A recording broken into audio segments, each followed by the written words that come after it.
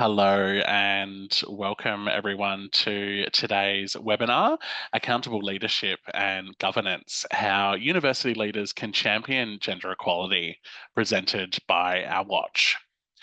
My name is Dan. I'm a prevention implementation advisor within the university's team at Our Watch, and I'm thrilled to be moderating this final webinar of the 2025 Educating for Equality webinar series, where we've taken a deep dive into each of the 5 domains in which universities can take a whole of approach to prevention of gender-based violence. These 5 domains represent key areas of work and activity within universities where the gender drivers can be addressed. The evidence tells us that we need to work across all 5 domains of an institution to make the lasting change that we're all committed to seeing in our universities. If you're joining an Our Watch webinar for the first time this year, you can catch up on our 4 earlier sessions covering the domains of workplace, student life, teaching and learning, and research, all available on Our Watch's YouTube channel and website. And we've maybe saved the best for last. Today's webinar is focused on the governance, business, and operations domain.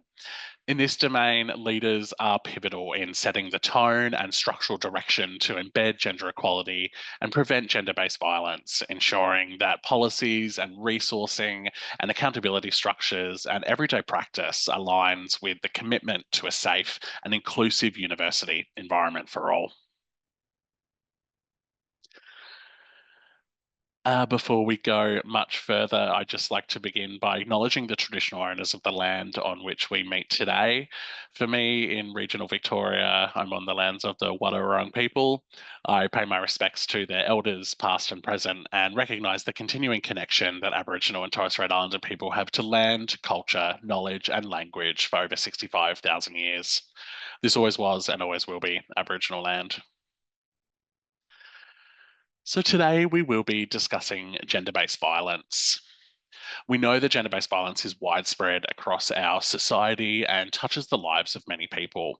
It's completely normal to have a strong reaction to what we will be talking through today. If you do need to reach out, there are some numbers on the screen for support. If you or someone you know is impacted by sexual assault or domestic and family violence, you can contact 1-800-RESPECT. Via phone. You can also use their web chat, which is available 24 hours a day. QLife provides support to lesbian, gay, bisexual, transgender, and intersex people. 13Yarn is available for Aboriginal and Torres Strait Islanders seeking support. You can also contact Lifeline and the Australian Human Rights Commission. And if you're a man concerned about your mental health or use of anger or behaviour and attitudes relating to violence, you can reach out to the Men's Referral Service. Our fantastic digital support today is Carmela, and she has placed these support details in the chat box. And Carmela will also share the code of conduct for today's webinar in the chat as well. Live captions are available today. If you wish to access these, please select the closed captions button in the Zoom menu on your device. And if you do have any questions or require assistance, please use the chat function to send a message to Carmela. And we will have time at the end of today's presentations for your questions. So if you do have a question, please use the Q&A function in the Zoom settings and indicate who your question is for, and we will endeavour to read out as many as we can get to. So for those unaware, Our Watch is a national not-for-profit organisation established in 2013 by the Victorian and Commonwealth governments and is a leader in preventing gender-based violence and in Australia.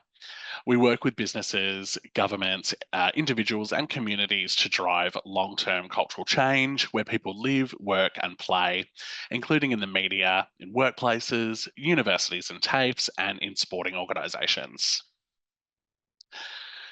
So we have 3 incredible presenters today exploring different elements relating to the governance, business and operations domain of Our Watch's Educating for Equality model.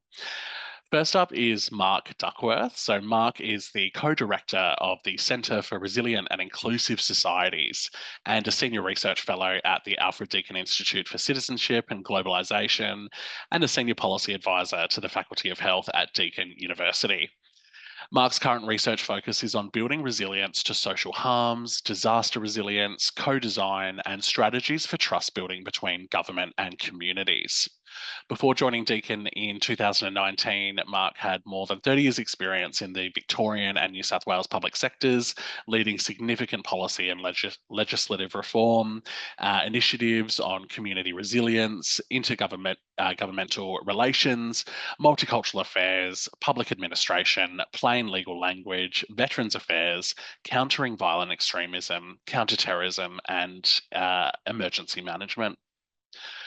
Following Mark, we'll hear from Sally Calder. Sally is the co-founder and CEO of RespectX, a contemporary evidence-based anonymous reporting and response platform that's been built specifically for higher education. Prior to founding RespectX, Sally was the national lead partner of culture, diversity, and inclusion at KPMG. Her pre-KPMG career was spent leading service delivery organisations focused on crisis response and primary prevention. And finally, Professor Adam Shoemaker is Vice-Chancellor of Victoria University. A Commonwealth Scholar from Canada, Adam is also one of Australia's leading researchers in Indigenous literature and culture. He has held senior roles at several of Australia's top universities, and his leadership spans academia, public engagement, and governance roles, including with the Brisbane Writers' Festival and the European Commission. With extensive expertise in education policy and innovation, Adam currently serves on the Universities Australia Board, shaping the future of higher education and TAFE nationally. I'd like to extend a very warm welcome to our wonderful presenters today, and thank you all very much for being here. Before we hear from our presenters, though, I'd like to pass over to our Watchers University's lead, Georgia Killick, to provide some additional context about the governance, business, and operations domain. Over to you, Georgia. Thanks so much, Dan. Good morning, everybody. It's lovely to have so many of you that I know on the chat today.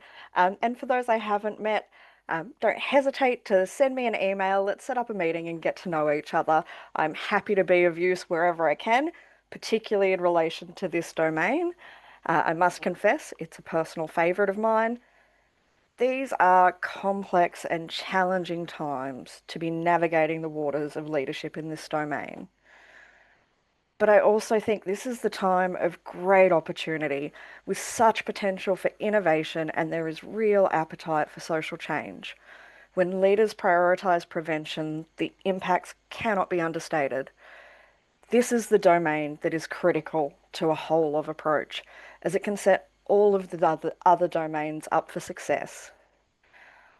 I'm excited about today's session and to hear from today's speakers, and I hope it leaves you feeling empowered to champion and lead on gender equality and to stop violence before it starts. So these are the 5 key domains for the Educating for Equality model. And governance, business, and operations, as I said, is a personal favourite.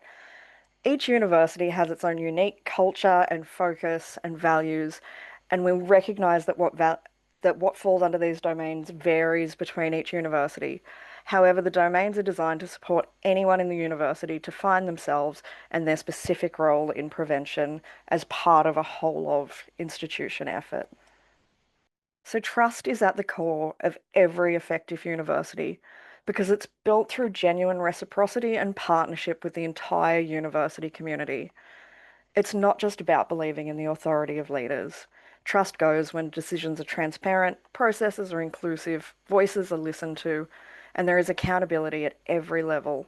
In the governance, business, and operations domain, leadership plays a vital role by setting the expectations for integrity and modelling commitments to equality in daily practice and long-term planning. Here, strong governance means embedding gender equality into strategies, key performance indicators, and operational plans, ensuring that principles of respect and safety are woven throughout the university's activities. It involves visible support for prevention initiatives with regular engagement with evidence and research and the prioritisation of learning, unlearning, and upskilling among all leaders and staff. Accountability is reinforced by integrating specific equality measures into leadership roles and institutional plans. and through consistent messaging about the importance of preventing gender-based violence across all external and internal channels. This domain also calls for an intersectional approach, recognizing that true inclusivity involves reflecting on and challenging the systemic barriers, taking inspiration from frameworks that support prevention for all, including First Nations and other marginalized communities. Change is also rarely without resistance, and strong leadership is demonstrated by constructively navigating the challenges, whether from individuals or the wider community, while upholding a commitment to safety, respect, and evidence-based practice. Ultimately, the goal is clear. Prioritise safety and trust and create a university environment where everyone feels confident that they belong and are protected from gender-based violence.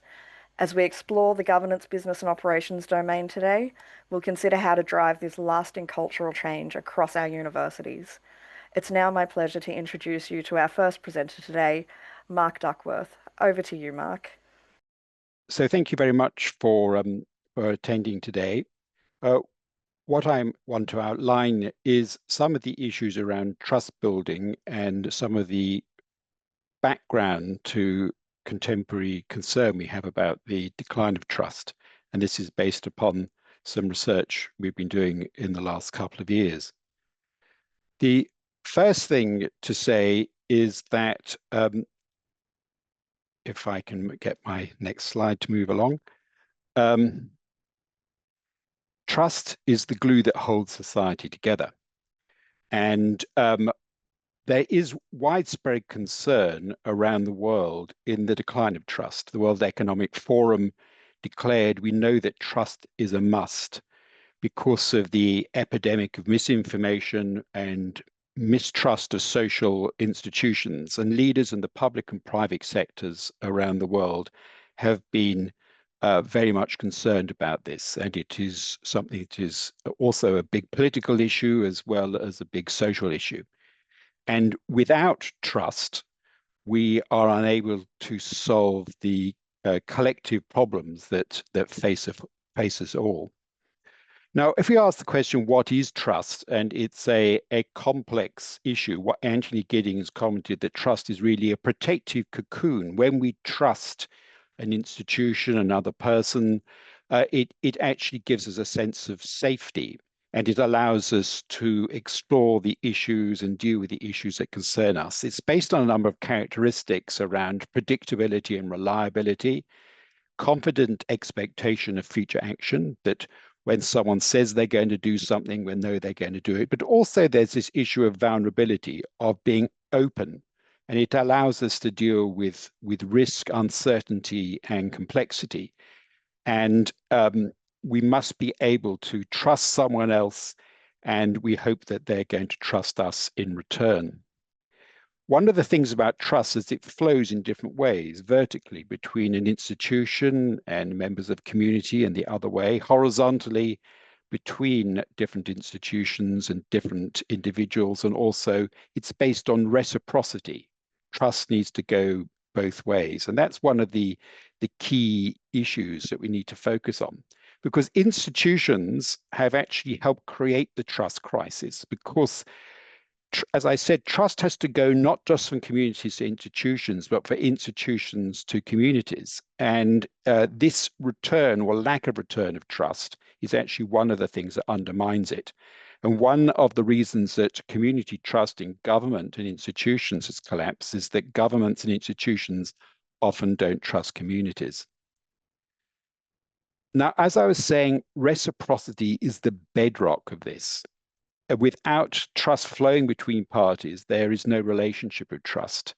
And this applies to relationships between institutions, whether it's a university or a government department or a big corporate enterprise, that if there isn't that trust, then it doesn't work. And that trust is made or broken by behaviors. Often institutions will focus on what we've got to do, but the way institutions or their employees act is as important as what they do. And if it doesn't actually help create trust, then it actually undermines it. When we're looking at the behaviors for trust, We need to look at issues around reciprocity, reliability, transparency and openness, vulnerability, accountability, and this ideas of respect, confidentiality, and also empathy. One of the things that the Edelman Trust Barometer said earlier this year was that Australia has slipped into distrust territory with a profound global shift to acceptance of aggressive action and deepening fears, giving rise to a widespread sense of grievance. And one of the reasons that this is so serious is this feeling of grievance is one of the things that fuels extremism. And we know that there are multiple forms of extremism in the world. One of the things that underlies extremism in many ways is a sort of violent misogyny as well. And I think it's one of the factors that we're seeing around the world, which is also is disconcerting in that regard. There's also the thing that in Australia and indeed other countries, there are two different trust realities. We have what Edelman calls the informed public, which has high degree of trust in business, in NGOs, in governments, in institutions, and what they call the mass population, in which no institutions are trusted. And this big gap, this 22-point gap, is enormous. And I think that's one of the things which is really what should really be worrying. Different communities, different individuals trust government and institutions in different ways. And it's important that to understand that people who are wealthy and well educated, who actually understand how government institutions work, often have greater trust because they're able to deal with those institutions better. But one of the key things that happens is that treatment by government officials or people working in agencies or institutions, and if they are treated poorly, that distrust declines. And that's one of the things that we know happens. It's interesting that there are varieties of these two trust realities. Work by the Australian Public Service Commission indicated that while 63% of men reported trust in public services, only 53% of women did. Likewise, 76% of people who speak primarily a language trust, and one of the other issues which we need to look at are those differences in trust based upon what people are looking at.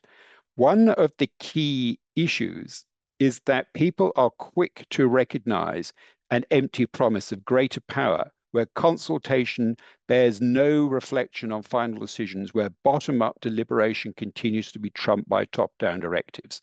And this gap between the promise and reality of greater collaboration, it is this gap that is vital for the trust and energy and satisfaction.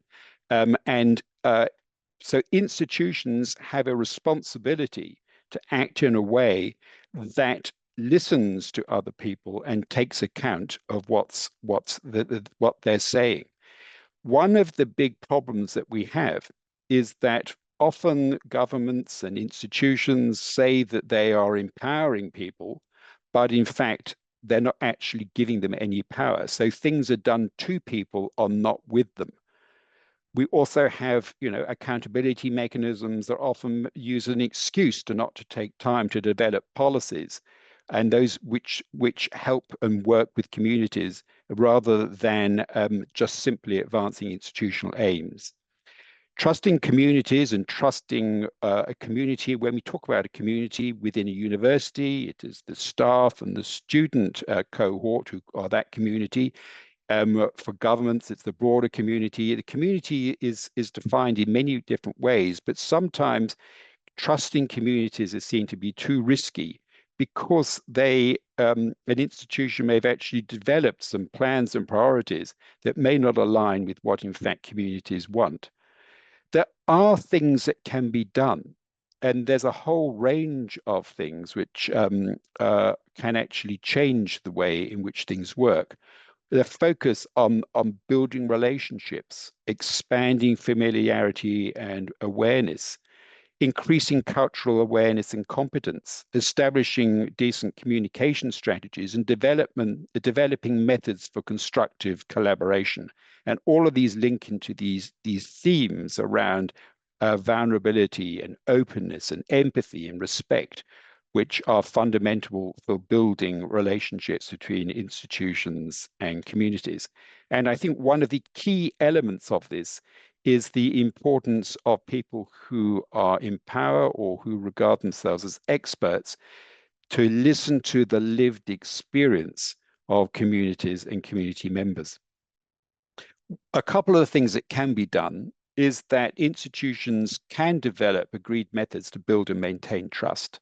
They can contribute to this by considering the behaviors and the different roles that they have and move from a top-down way of working to one that listens and takes time to build relationships of trust with individuals. And too often, administrative processes move on at a time frame which actually doesn't allow for those relationships to be built. One of the key things we need to do is really develop a type of tradecraft for institutional leaders built upon these concepts of how to maintain relationships around a familiarity and awareness with the communities, this issue of cultural competence and these other communication strategies. And it's important that you can do this, and actually it is possible for people to train people within leadership positions to actually understand that the actions they take, even unconsciously, can destroy the trust which they're trying to build. So some of the things that need to be done is institutions need to demonstrate through actions that they value community experience and that community empowerment and agency are real. Provide the resources, time, and funding for relationship building.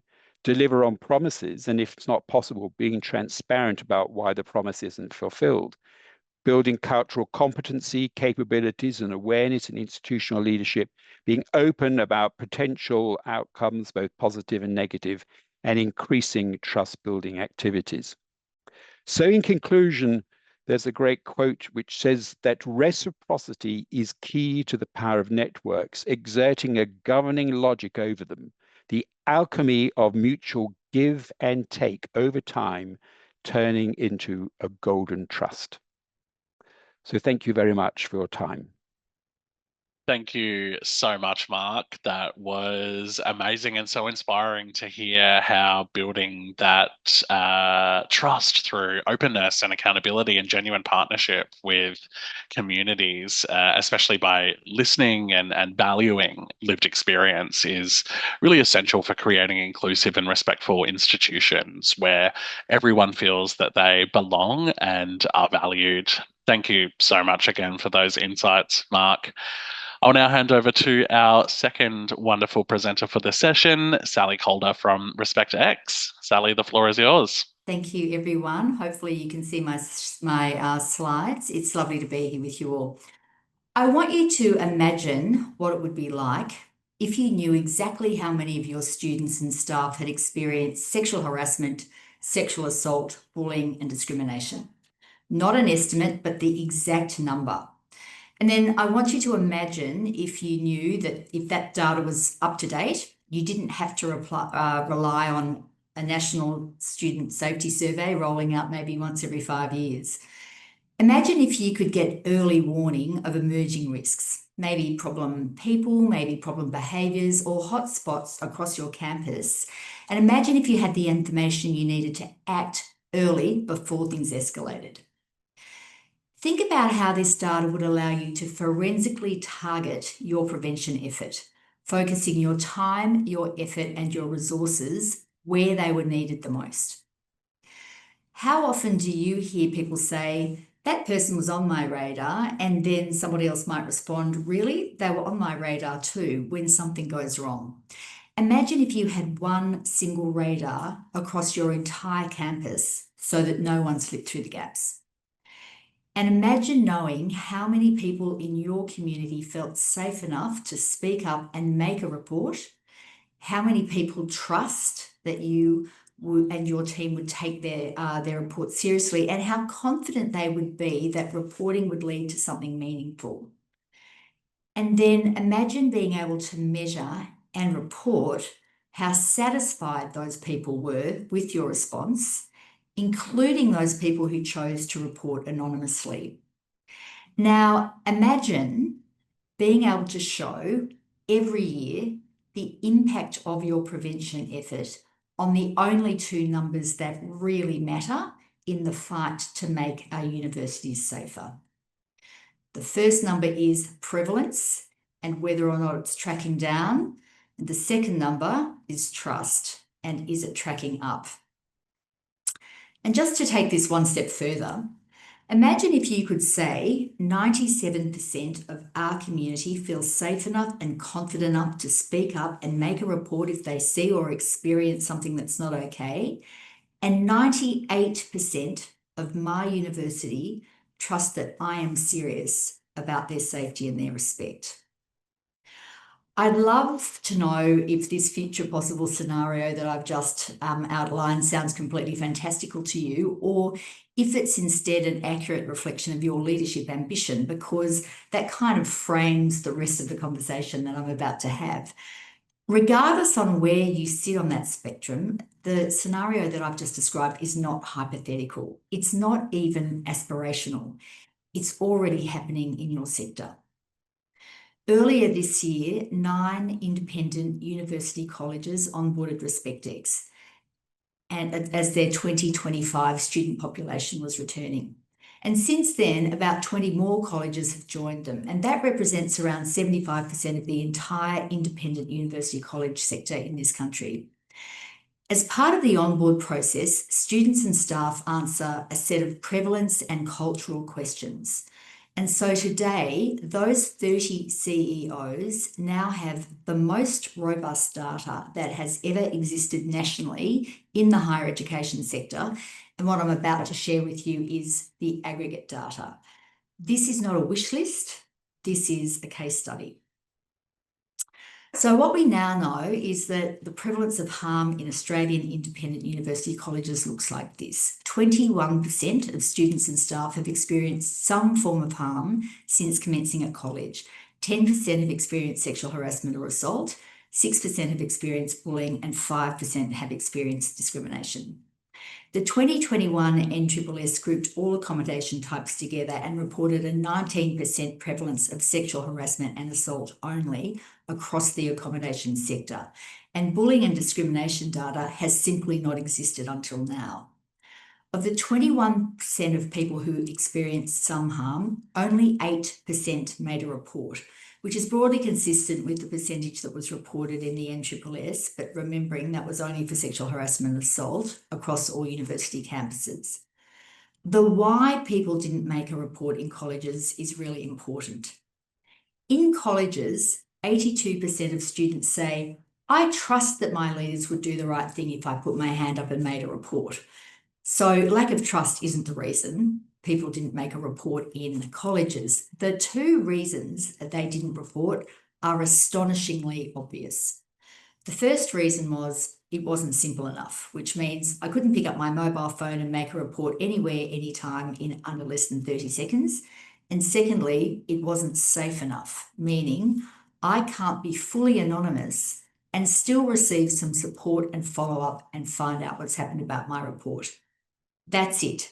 Simplicity and safety, both imminently fixable. Where the story starts to get really powerful is when we start to look at safety and trust metrics. Across that sector, 92% of people believe that RespectX will contribute to a more respectful daily culture. 94% feel confident to use the platform. 97% say that they'd be willing to make a report if they saw something that wasn't okay. That's against an actual previous reporting rate of 8%. And 98% believe that their leaders are serious about their safety and respect. Can you imagine what it must feel like to be a leader who can stand confidently behind a set of numbers like that? These aren't aspirations, they're outcomes that are being achieved right now. Hopefully you are wondering at this point, how have they done it? How have these leaders achieved this level of clarity, trust and progress in under 12 months? They may not have solved the problem yet, but they absolutely understand the scale of the problem, their specific cultural barriers to prevention, and they've got a way to build trust, prevent harm, measure impact, and report on it continuously. So during our consulting careers, we worked with leaders across every sector who were trying to transform their culture, and we have never seen a segment move with this much pace, intent, and success. So we looked really closely at what these CEOs have in common, and this is what we found.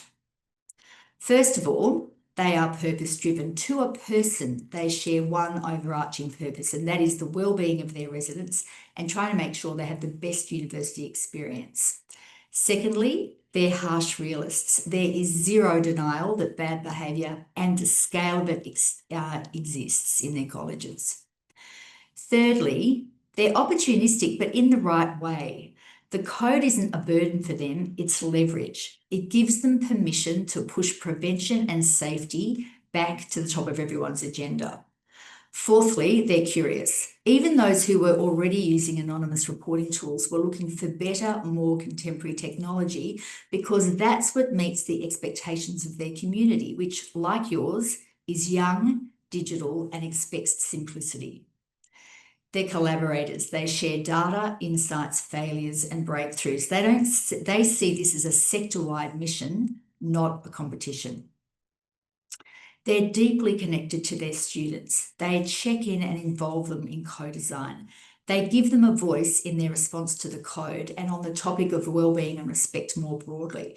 And they really understand something fundamental, which is that the most powerful force for change that they have and that universities have is the united voice of the student body. They don't fear that voice, they invite it in.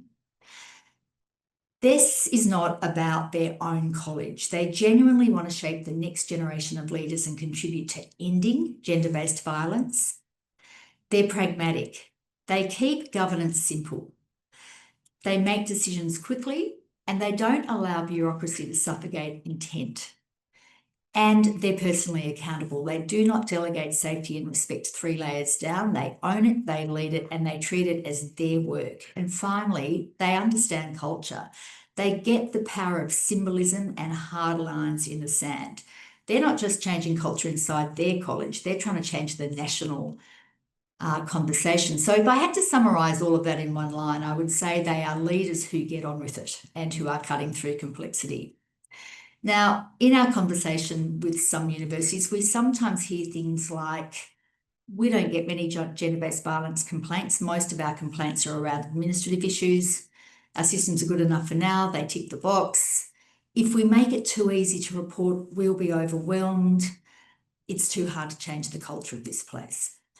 None of this is based on bad intent, and it doesn't reflect all of our conversations, but it does reveal that most of the challenges that you are facing as leaders are not technical and they're not financial, they're cultural. At the top of them are structural silos. When no one in the system has the authority to make decisions for the whole system, then only the Vice-Chancellor or their immediate delegate can cut across those silos and drive one universal approach. Defensiveness, look, effort doesn't equal effectiveness, but emotional loyalty to legacy systems can block progress. Bureaucratic drag, where process becomes a shield.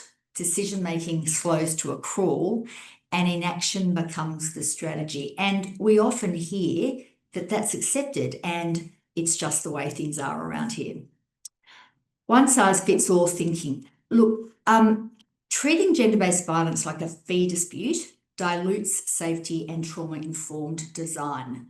Of course, it makes sense to use the code to review the whole end-to-end complaint system. But if you want one system that does everything, then start with the hardest problems, the ones that people are the most reluctant to report, behaviour and harm, and then build simple solutions for administrative issues around that later. Delegated leadership, we've already talked about this. There are just so many challenges with pushing this work several layers down. One that we see often is reporting and case management systems that are selected with too much emphasis on getting really good at response, which is good, but which can distract from the critical issue of making people feel safe enough to report in the first place. If your system doesn't start with the reporter experience, the best case management in the world isn't going to achieve the end goal, which is prevention. 6, procurement paralysis. I can talk about this all day, but procurement often becomes a gatekeeper when it should be a strategic enabler. Good procurement practices should enable and accelerate your leadership intent, not bury it. Students are rarely engaged in the design of the response to the code, despite being the people the code exists to protect. They're rarely engaged in the evaluation process for reporting and case management systems, and I continue to wonder why. If GBV and the prevention of harm is not at the top of your list, it won't happen. But if financial sustainability is your #1 priority, then let me just talk to you about what inconsistent approaches, poor data, and the inability to intervene early, avoid escalations, and prevent bad behaviour is really costing you. Most universities don't understand the direct costs, let alone the indirect costs of inconsistency. But the financial savings can be achieved when you get this right, and they are eye-watering. Finally, #9, the measurement gap. There's no need to wait for an NSSS every 5 years when you can ask 100% of your students and staff every week what their experience of bad behaviour has been and how safe they feel, and then you can report your annual movement on those two numbers up or down. You simply can't govern what you don't measure. And finally, waiting for direction. College CEOs aren't waiting for guidance or templates from the department. They're co-designing with us ways to meet those requirements that also support their leadership objective. And so what we often see, and these are not criticisms, they're just patterns that we notice that reflect a system trying to do the right thing, but getting tangled in its own machinery. And leaders who can sometimes end up as victims of their own bureaucracy. But every single one of those cultural barriers is fixable and quickly, but only when leaders own the work, not the process. And one final word, don't be reticent about engaging with the market. Apart from the fact that contemporary procurement practices actively encourage it, your university sits at the centre of knowledge creation and emerging research. And in a world facing complex challenges like gender-based violence, social inequity, cybersecurity, just to name a few that preoccupy me every day, no single sector can solve those topics alone.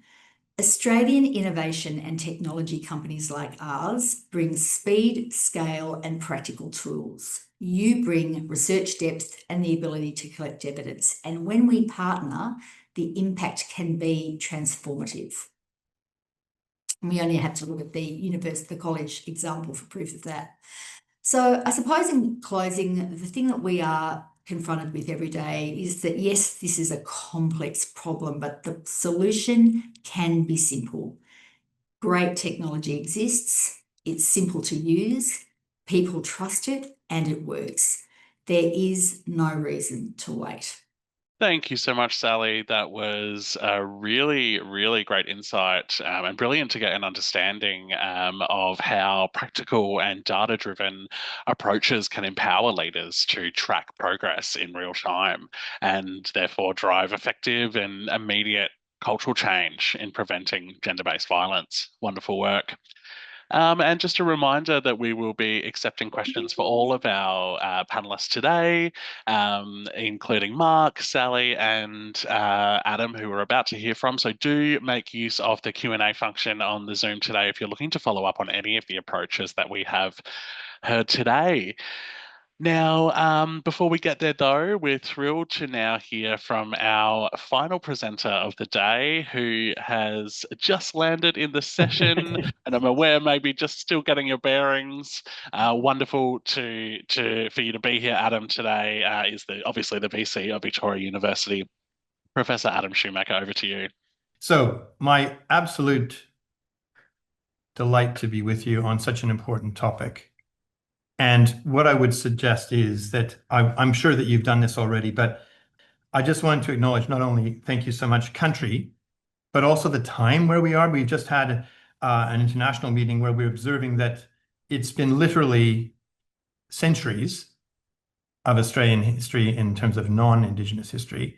And now, for the first time, there is a treaty in this country to work with. And it's only a week old. It's had royal assent literally a week ago, and we're so proud that it is. It's really an important framing device for this discussion about prevention of gender-based violence, but also what we call progressive inclusivity at Victoria University. So I just wanted to say that first right up. And if it's okay with you, I'll launch straight into this, but also to say I'm so grateful to all of you for spending the time, and to our watch. So where I'd like to begin is to talk about what has actually happened and where we are now, and then go forward. So you might recall in this very important topic, it was not that long ago, on the 3rd of October 2021, that the last National Student Safety Survey was conducted, and the results were released on the 23rd of March 2022. Now, that might seem like a heartbeat ago. However, a lot has occurred. The moment that happened, I, along with many others at Victoria University, pored over the results, and we were appalled. We were shocked. We were completely upset, as were many in the community. And we thought, we want to take action, but how? The first thought that I had was immediately to ring Patty Kinnersley and to discuss the possibility of collaboration, because we knew, and we said in our own strategic plan, we cannot do it alone. You'll see this in the slides to come. And therefore, and in fact, this is our strategy in front of you, it's very clearly the place that I've said before, protecting country underlies it all. But partnering with principle is equally strong. So in other words, choosing wisely. And Patty said to me, this is clearly a top priority issue for you as it is for us. How can we work together? This was on a Friday. We discussed it over the weekend. By the following Monday, when we had our graduation, in the midst of 2 graduations, we had agreed on a 5-year plan to work together. So I'm not saying that by any means is the solution to every issue at all, but it just goes to intent and to the fact that there's an urgency involved in this whole area. And I know, Sally, that we've had the pleasure of you presenting to us on the importance of the work that you do, and I cannot but endorse how important it is.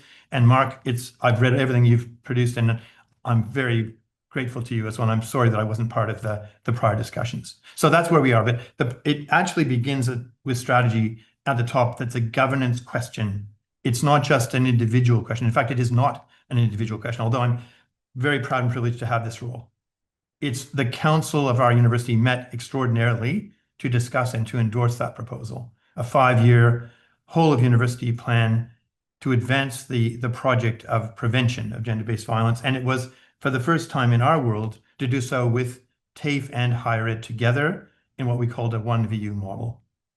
And that's important because, as you might recall, when all of the backdrops to the next survey were being discussed, we had to lobby very hard for the inclusion of TAFE students, because they're on the same campus. They're every lived space that we are operating on. But up until this point, it's been only higher education students being surveyed. And yet there are 6 dual sector universities in the country. You know, that's just an example of the practicality of what needs to happen. So that's a real thing that's occurred, cause and effect. And there's so much more that needs to be done. So we'll continue, and I'll show you a bit more. So there's just some images of the community. Of course, it's really the people, the nearly 50 and 51,000 students from all backgrounds, what we do together, which is crucial here. And I'm incredibly proud of the fact that students are helping us lead this way. There's a lot of student involvement and leadership in this role. Thank you. So here's where we are. That gives you a bit of a sense. We did not begin this with anything like my tenure. Earlier on, as early as 2016, we were already talking very strongly at Victoria University about preventing violence. But it actually was in response, as I said before, from 2022 to the survey. And then beyond that, people becoming part of a team to build that capability, to drive it forward and to say, what could we do? One of the first things that happened in 2022-23 was to have the Chosen Name Initiative, which was actually looking at an IT-driven solution to say, as I would when I'm being introduced, saying he, him, or my chosen names, and I choose that and make it available for you for those reasons, that became a default position for every staff member beginning work, every student enrolling at the university to choose. And it was driven in such a way that it was easy for them to click onto a model. It hadn't been done before. And yet we said, why not? Why? It seemed like such a simple but important way to symbolize inclusivity and respect, but hadn't been done before. So that came in 2023. And then our strategy, Building Respectful Futures Together, was part of that. And it's driven from that point to where we are now. Thanks. So I'm just going to give you the names of some plans, because people might say, why do we need to see this? Because frankly, in a government sense, in a governance sense, the key things are in the circle to the right: education, prevention, partnership, and response. But also prevention is the PRE, in advance of. We sometimes say in the health world, prehab, not rehab. In other words, health is as much to do with food as medicine, exercise as medicine. In this area, early intervention, early awareness, early involvement is everything. So the progressive inclusivity framework that we talked about has a number of plans underneath it. They're listed: disability, access, pride, but also the First Nations Action Plan is the template for everything. So if you imagine it this way, First Nations Action Plan determines our fundamental belief in being an inclusive, listening, and caring university. All of those do the same: gender equality, gender-based violence prevention, and so on. But without the foundational, and hence my mention of treaty, it doesn't work. Because that is, to us, the beginning point for everything in terms of understanding. So the National Code, of course, has been introduced. The Commonwealth Workplace Gender Equality Act has, we report each year. These are all elements. And we know that we'll be called to account more, and we should. And so from next year, we're preparing to have a chief well-being officer who will be the single point of contact and conduct for whether it's complaints and organization for all these plans, reporting through to the most senior people in council. And it needs that clarity of expression. That's what we're doing. So thank you. Participation is also crucial. We often say at VU, 16 days of activism. What about the other 330, etc. days of the year? Like it's actually a 365 days of activism sort of place, but it's good to have that focal point, and we believe in it. But let me put it this way: those results, as I said before, were appalling, and we just said enough, no more, address every way in which we can. But of course, the state itself is leading in this respect also. Thanks. Now, our watch, what a great organization to work with. So we've established task forces, as you can see on the screen. I'm not going to read what's on the screen for you, but these kind of figures are just the beginning. The TAFE task force in particular was the first of its sort and involved a national approach, not just a whole of institution in our sense, but a whole of TAFE nationally approach with people visiting and coming to Melbourne and having the training that was being indicated here. But it's all about building respectful futures. But let me put it this way: it hadn't occurred in that kind of fully intersectional, fully national way with TAFE sponsored by a university in that way before. So we think without our watch, it wouldn't have occurred. Without that reach together, it wouldn't have occurred. And more than 90% of staff, I still say, where's the 9%? That's the kind of attitude we have here.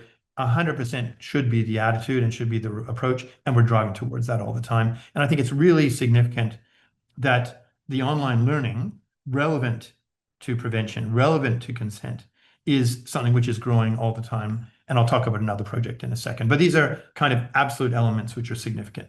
Thanks. So I wanted to put these words up because it is not just one issue. It's horizontal, it's intersectional, and it's absolutely real and pressing. So if you look at, for example, the definitions of equity in higher education, there's a huge debate as to what's involved and what isn't.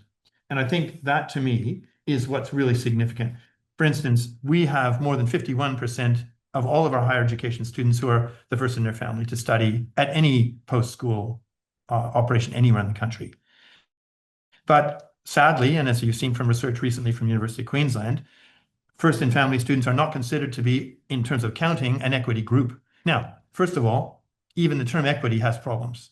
It has implicitly, to me, a slight deficit baggage to it. It has the sense of labeling, which I don't like. And it also is talking about people in a collective way that they wouldn't apply to themselves. But governments do these things.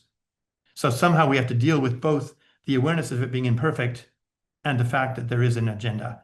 We are not an equity university, but we are, if anything, an excellent university at applying equity principles. And Mark, I think, would really relate to that with the research that he's done too. And Deakin is very similar. But the intersectional elements of all those come together. So what we want to say is the overlapping sense of experience, frankly, and risk that is attached to it at times has to be recognized. It cannot be seen as diverse but individual plans addressing each area. It's got to be seen as an all-in, what we call the 1VU model. Thanks.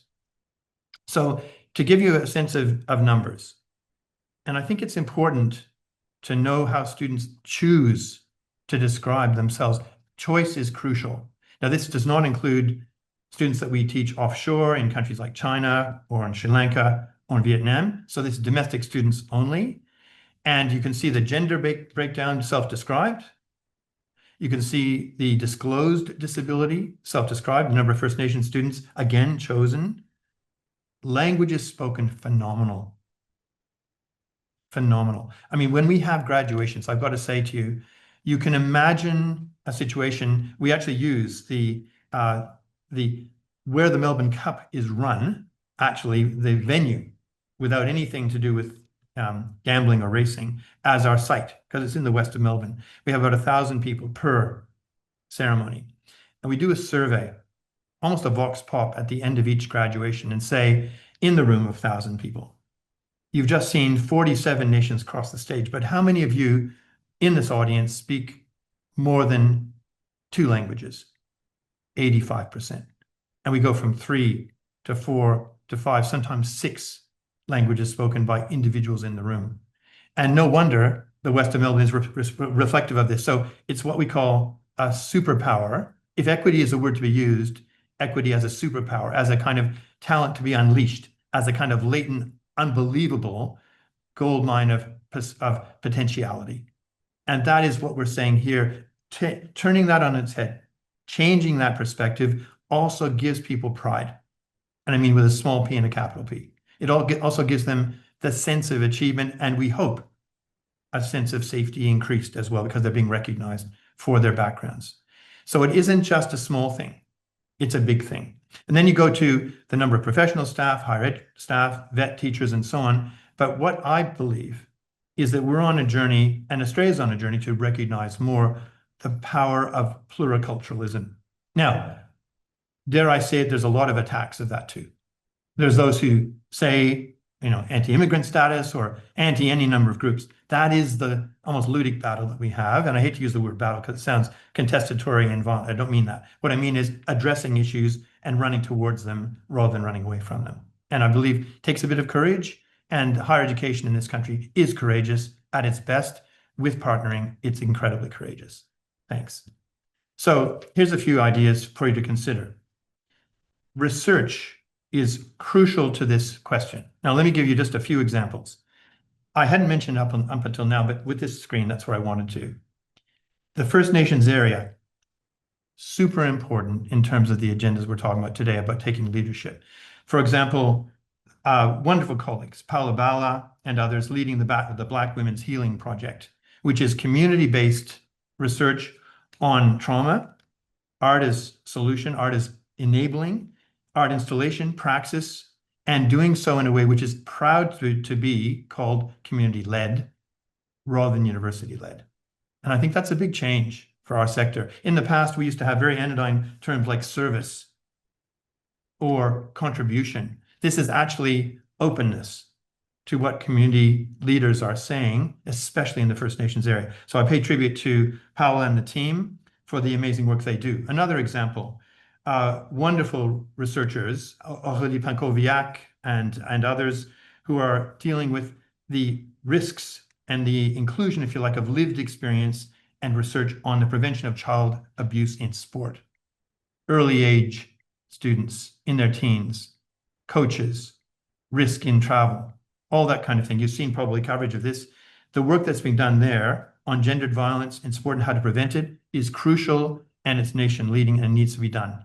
And it links very closely to work done by our colleague Claire Hanlon on the practicality of the way that women are supported and enabled to absolutely celebrate themselves.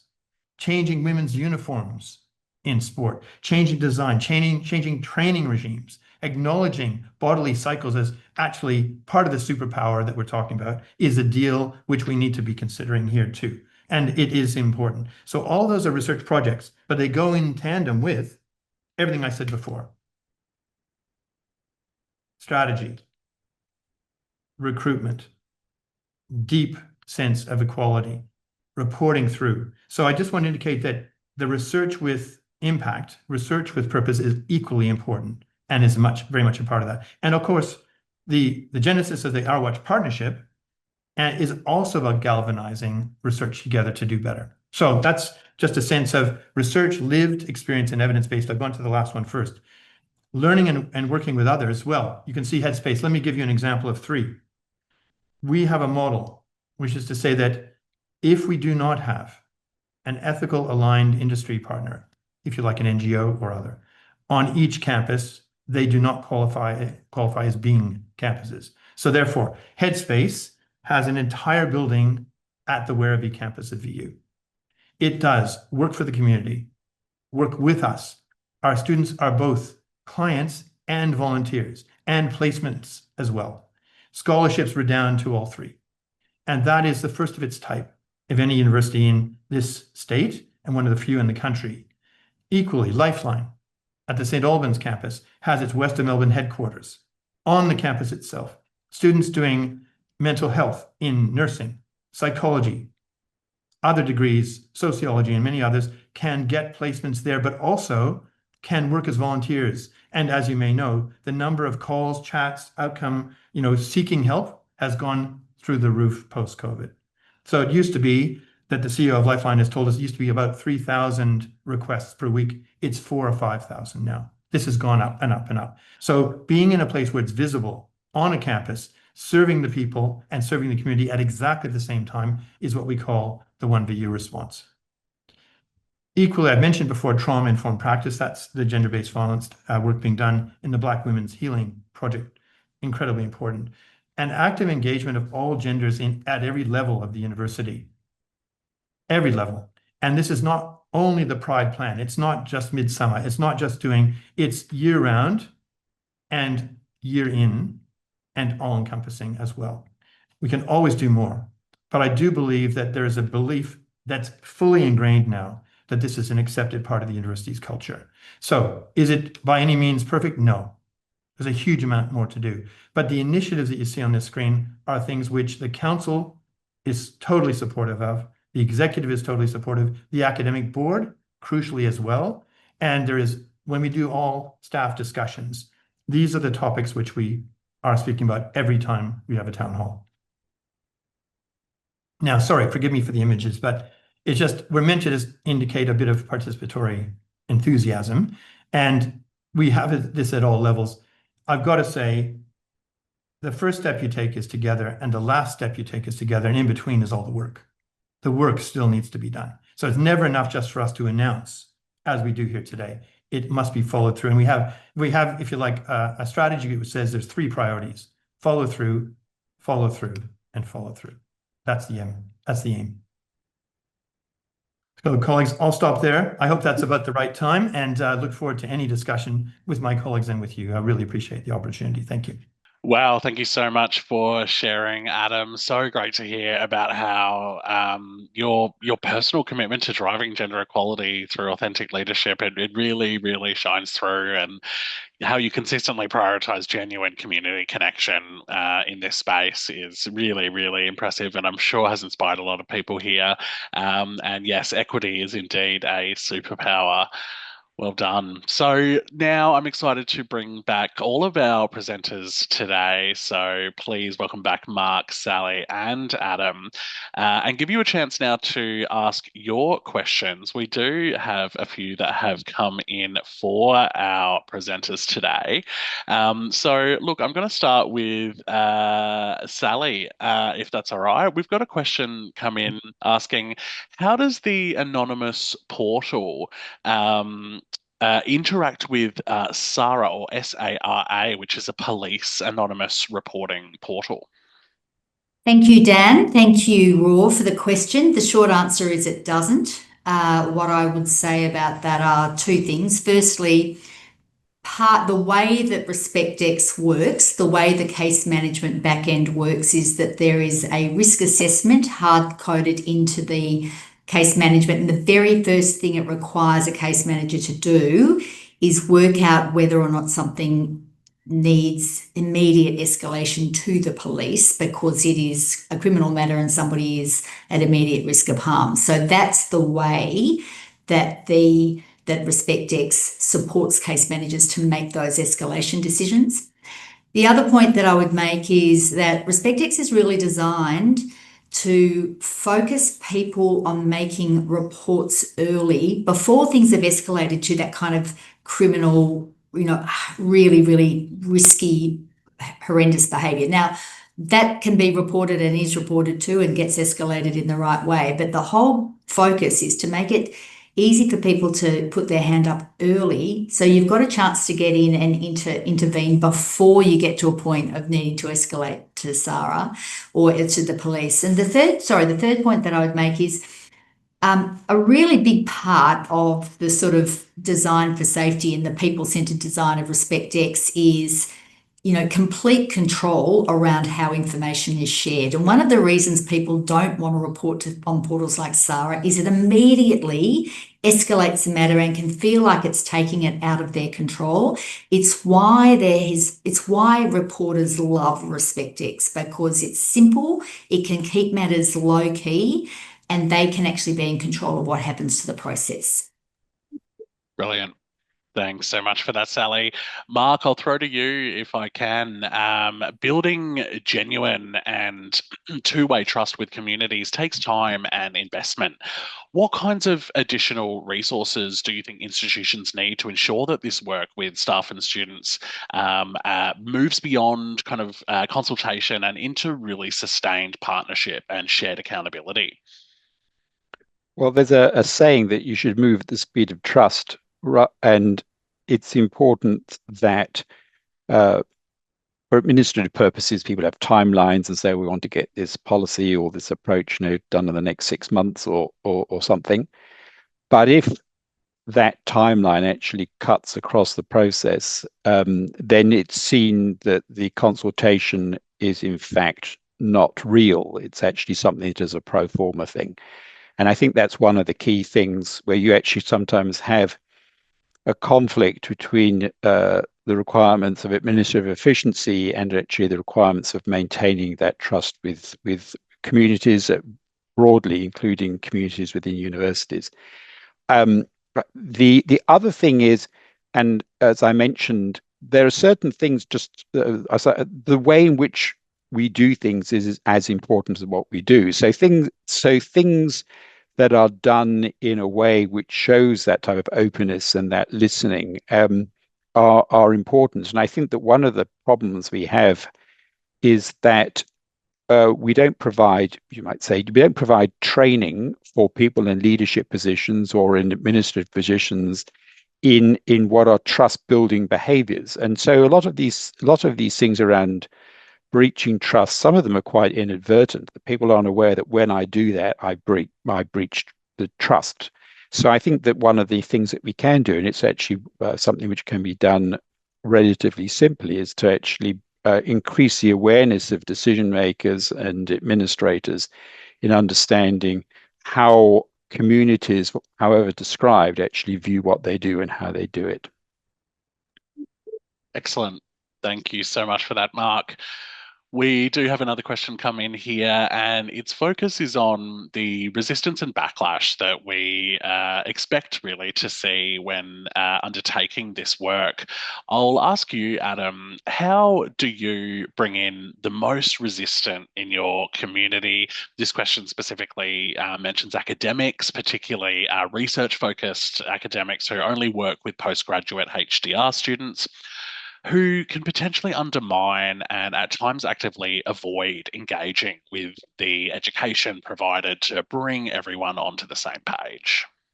Look, I appreciate the question, and as someone who honestly thinks the health of the postgraduate and HDR, to use that term, higher degree research community, is a bellwether or a kind of benchmark for the health of a university.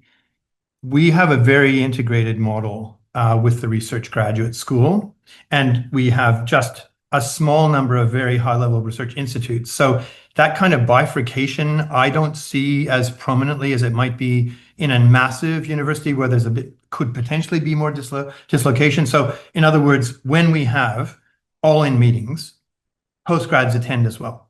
It's not as if it's just undergrads. And if we are going to follow our governance lead and establish a student advisory group to our council in such areas, it would involve both as well. So to me, it's purposeful design. And I would say this, the most vitriolic opposition to this agenda that we have seen has been from the community outside, not from the community inside. And I take the example of the Voice as a referendum. Everyone in our place worked so hard, as did the nation. I have a privilege of working with many of the deputy vice-chancellors, in the Indigenous space, right? I have not seen a dramatic and traumatic response as strong as that when that went down as a national referendum. And actually, the worst part was the lead up to it. So now, in a second Labour government with a majority, and with this treaty on place, it's kind of, there's a new lease of life. It's a metaphor for how one huge setback, however awful it was, because by the way, that said a lot about trust, to use that word that Mark used. It said a lot about belief and listening, and it said a lot about not treating seriously the past or history. Now I think there is a chance to set a new stage. So how do we deal with it? We deal with it by not giving up.